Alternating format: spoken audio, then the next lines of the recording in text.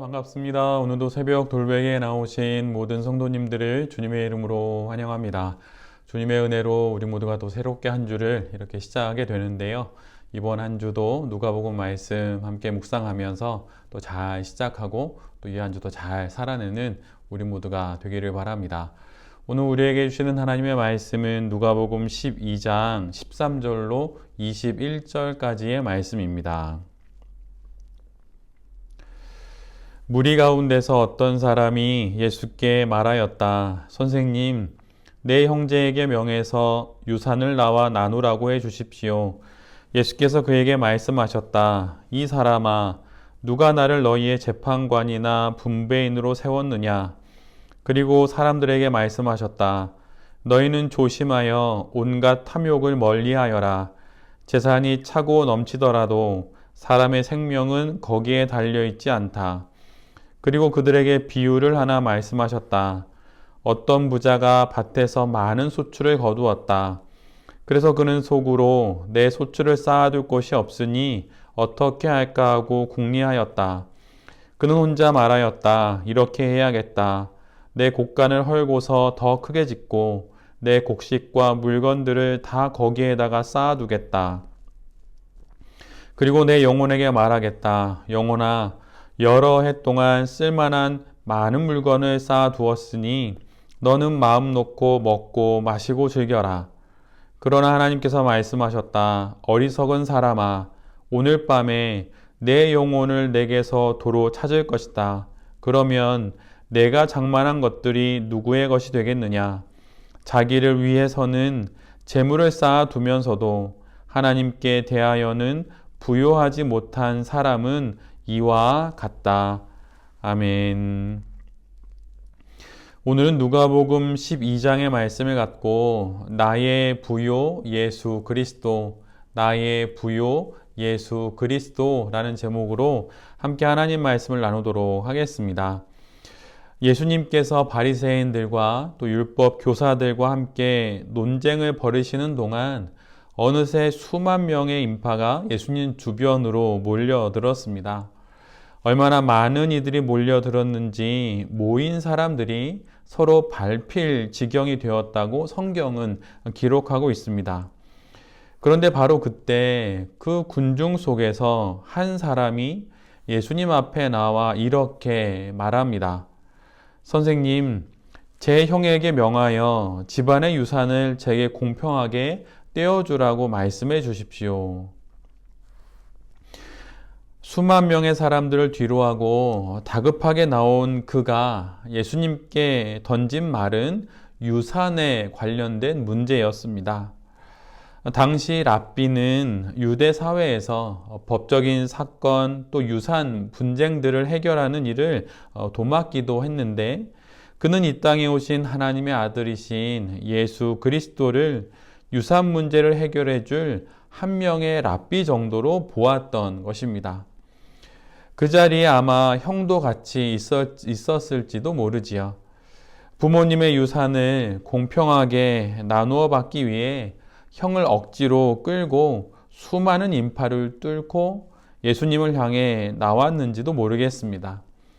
그에게는 정말 다급한 문제였을 것입니다.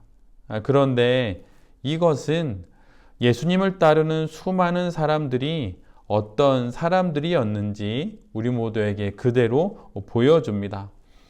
누가복음 11장 후반부에는 예수님을 계속 시험하여 트집 잡으려는 바리새인들과 율법 교사들이 나오지요.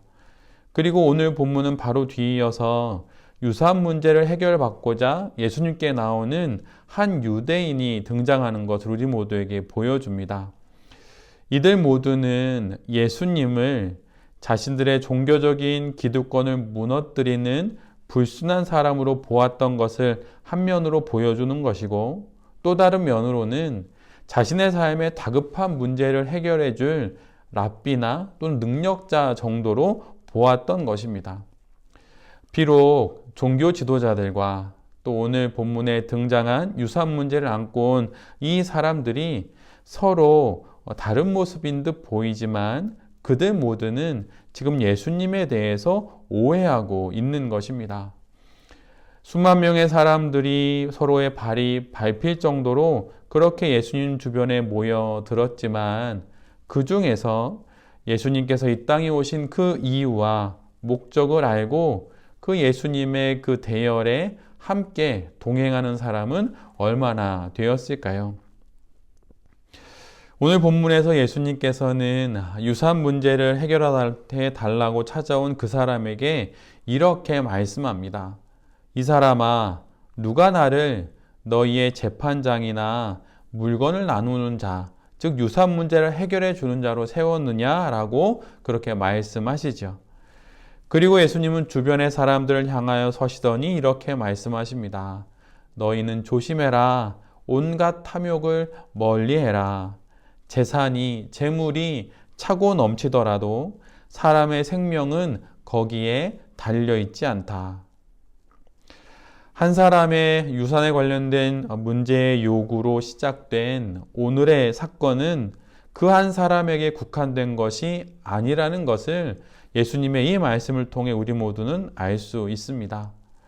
예수님께서는 모든 사람들을 향해 오늘 이 말씀을 주시고 있고 또 이것을 통해 예수님을 따르는 이들이 지금 어떠한 마음을 갖고 있는 사람인지 우리 모두에게 보여주는 것이지요. 탐욕에 차 있는 삶이 예수님께 나온 이 한 사람의 문제뿐만 아니라 모든 이들의 문제였다고 하는 것을 우리 모두에게 그대로 보여주는 것입니다. 예수님을 따르는 사람들은 아직 자신들이 따르는 그분이 누구신지 몰랐습니다. 그래서 모인 많은 사람들은 각자의 필요를 예수님께 말할 기회만을 찾고 있었는데 유산 문제를 안고 있는 이 사람이 마치 이들의 마음을 대변이라도 하듯이 가장 먼저 예수님께 나온 것이죠. 그러기에 오늘 본문은 유산 문제를 안고 있는 한 사람의 요구로 비록 시작되지만 예수님은 그 한 사람에게 국한하지 않으시고 주변의 모든 사람들에게 앞에서처럼 탐심을 물리치고 소유의 넉넉함에 너희의 생명이 달려있지 않다고 그렇게 말씀해 주시는 것입니다. 그리고 예수님은 이 말씀에 이어서 한 부자의 비유를 덧붙이십니다. 한 부자가 있었습니다. 그는 그 해에 아주 많은 농사를 아주 풍년을 이루어서 많은 소득을 거두게 되지요. 그는 그 모든 수확물을 담기에는 너무나도 그가 가지고 있는 창고나 시설들이 부족하고 비좁았습니다. 그래서 결국 그는 지금의 창고를 헐고 더 큰 창고를 지어서 그 안에 곡식과 자신의 모든 재산을 보관하기로 결정합니다. 그리고 그는 자기 영혼에게 이렇게 말하죠. 잘했다. 너는 크게 성공했고 많은 것을 쌓아 두었으니 이제는 평안히 쉬고 먹고 마시면서 즐거워해도 좋다. 이제 편안히 내 인생을 즐겨라. 그런데 바로 그때 하나님께서 나타나 부자에게 말씀하십니다. 어리석은 사람아, 오늘 밤에 내 영혼을 내게서 도로 찾을 것이다. 그러면 내가 애지중지하는 그토록 많은 재산들은 누구의 것이 되겠느냐라고 이렇게 물으십니다. 비유를 마치신 예수님께서는 다음과 같은 말씀으로 오늘의 본문의 결론을 지으십니다.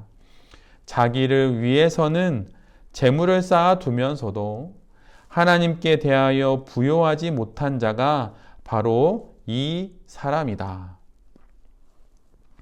그런데 예수님의 이 말씀에서 예수님의 질책을 받는 사람은 하나님을 위하여 재물을 쌓아두지 않은 자가 아닙니다. 예수님의 질책을 받는 자는 하나님에 대하여 부요하지 못한 자입니다. 하나님을 위해 재물을 쌓아두지 않은 자, 그런 사람을 질책하는 것이 아니라 하나님에 대하여 부요하지 못한 자를 지금 예수님께서 질책하시는 것입니다. 내 손에 재물이 있는데 그것을 지금 내가 나를 위해서 쌓느냐 아니면 하나님을 위하여 쌓느냐 하는 그런 문제가 아니라는 것입니다. 지금 내 손에 그토록 바라던 명예와 부귀와 영화 그리고 건강이 있는데 그것을 지금 내가 나를 위하여 쓰느냐 아니면 하나님을 위하여 쓰느냐 하는 그런 문제를 넘어선다는 말씀입니다. 예수님의 초점은 지금 그의 손에 들린 그 무엇, 그 사람의 존재 밖에 있는 그 무엇이 아닙니다.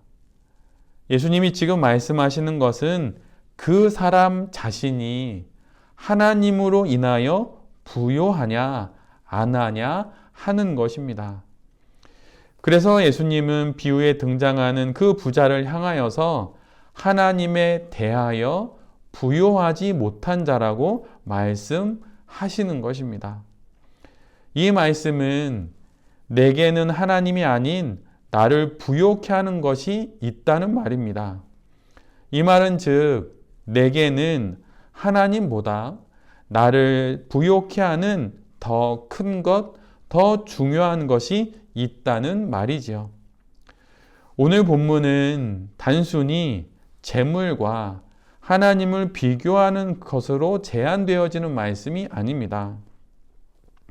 오늘 말씀은 하나님 안에서 하나님으로 인하여 부요하지 못한 자에 대한 말씀입니다.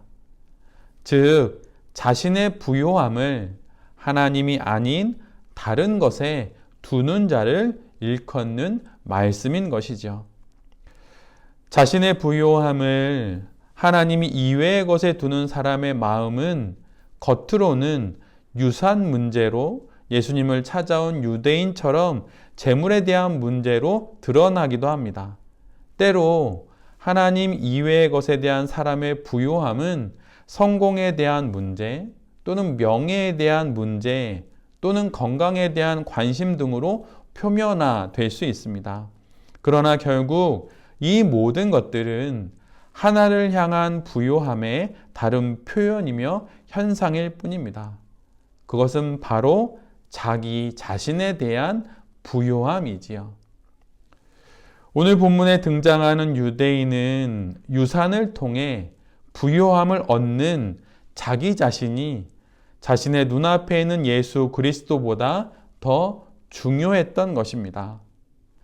그의 영혼에게 있어 예수님은 자기 자신보다 작은 존재였던 것이죠. 유진 피터슨이 번역한 메시지를 읽어보면 이와 같은 것은 더 확실히 드러납니다. 메시지에서는 오늘 본문 21절을 다음과 같이 기록하고 있습니다. 너희의 창고를 하나님이 아니라 너희의 자아로 채우면 바로 이렇게 된다. 창고를 채우는 것은 바로 자기 자신이거나 하나님 둘 중에 하나입니다. 우리의 영혼을 채우는 것은 재물이나 명예나 성공이나 건강이나 이런 것이 아니라는 거예요. 우리의 영혼을 채우는 것은 그 모든 것을 소유한 자기 자신이거나 아니면 하나님 둘 중에 하나인 것입니다. 재물이나 명예나 건강이나 이런 것이 우리의 영혼을 채우는 것이 아닙니다. 왜냐하면 재물이든 명예든 건강이든 이 모든 것들은 결국에는 그것 자체가 아니라 바로 나 자신을 위한 것이기 때문이지요. 모든 것들은 하나의 목적을 지향하게 되는데 그것이 바로 자기 자신이 된 사람의 모습이 바로 오늘 본문에 등장하는 이 사람의 모습이고 그 부자의 모습인 것입니다. 이런 자가 바로 자기에 대하여 부요한 자이며 이런 자가 바로 하나님에 대하여 부요하지 못한 자입니다. 즉 그에게 있어 하나님보다 더 큰 무엇이 있는데 그것은 바로 자기 자신이라고 하는 것이지요. 자기 자신으로 자신의 영혼을 가득 채우는 자가 바로 하나님에 대하여 부요하지 못한 자, 하나님으로 인하여 부요하지 못한 자인 것입니다. 이런 자는 자신의 영혼을 자기 자신으로 가득 채우며 살아가는 자이고 그래서 그는 재물을 모으고 명예를 쫓고 건강을 끊임없이 관심을 갖고 성공을 추구하는 것입니다. 그래서 더 괜찮은 삶을 사는 바로 자기 자신으로 자신의 영혼을 가득 채우는 것이죠. 그렇다면 재물과 명예와 건강과 성공에 대하여 그리스도인들은 어떤 자세를 가져야 할까요? 그것을 멀리하거나 혹은 추구하지 않는 것이 그리스도인이 해야 할 이 땅에서의 바른 성도의 자세입니까? 아니면 성실히 그것을 추구해야 할까요? 중요한 것은 이런 것을 추구하느냐, 추구하지 않느냐가 아닙니다. 중요한 것은 이 모든 것들이 어디를 향하고 있고 이것이 무엇을 위한 것이냐 하는 것이죠. 그리스도인들, 특히 신앙의 연륜이 쌓여갈수록 많은 그리스도인들은 말씀에 비추어 자신의 허물을 살피고 성화의 길을 걸어가기보다는 습관이 되어버린 신앙으로 인하여서 말씀의 빈틈을 찾는 경향들이 많아집니다. 그래서 자신의 나태한 삶과 영적인 게으름, 인내심 없는 삶, 변함없는 신앙들을 어떻게든 변명하고 자신의 삶을 합리화합니다. 이와 반대로 열심히 살아가며 명예와 성공과 성공을 목적으로 삼는 건 역시 문제일 수 있습니다. 명예와 성공 이런 것들은 언제나 성실한 삶의 결과물일 뿐이지 결코 목적이 될 수 없습니다. 이런 것들은 주님과 동행하며 살아갈 때 우리의 삶에 자연스럽게 맺히는 열매이지 매진하여서 쟁취될 수 있는 것은 아니라는 말씀이에요. 그러기에 그리스도인들은 성실하지만 성공에 매이지 않고 여행하듯 삶을 살아가지만 결코 나태하지 않은 삶을 살아가는 사람들이 되는 것입니다.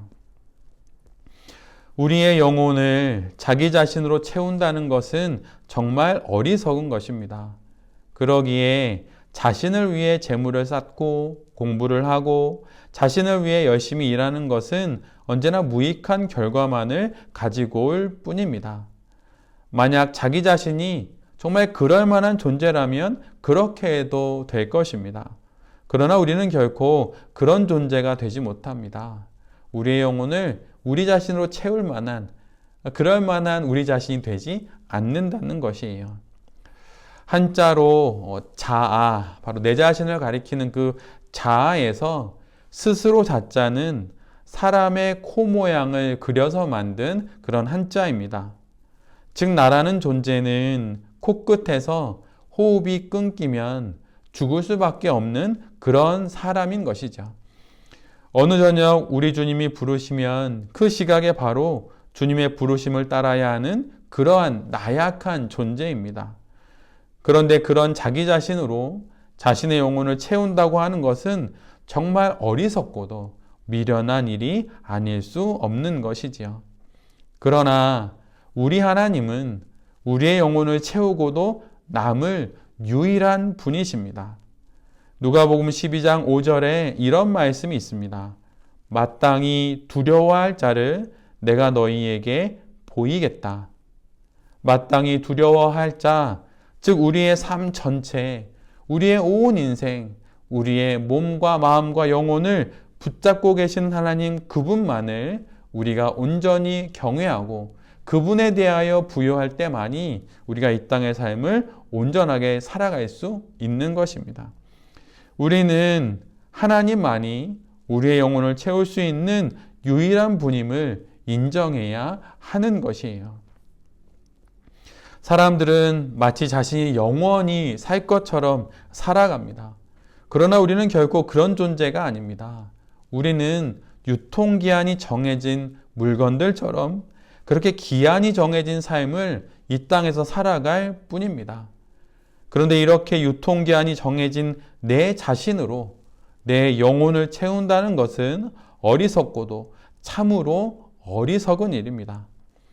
코끝에 호흡이 멈추는 순간 아무것도 할 수 없는 존재인 내 자신으로 내 영혼을 채운다는 것은 유통기한이 다 지난 음식으로 나의 허기진 배를 채우겠다고 말하는 것과 같은 것입니다. 우리의 영혼의 목마름과 우리의 영혼의 가람을 채워줄 수 있는 유일한 분은 오직 우리 주님 예수 그리스도밖에 없습니다.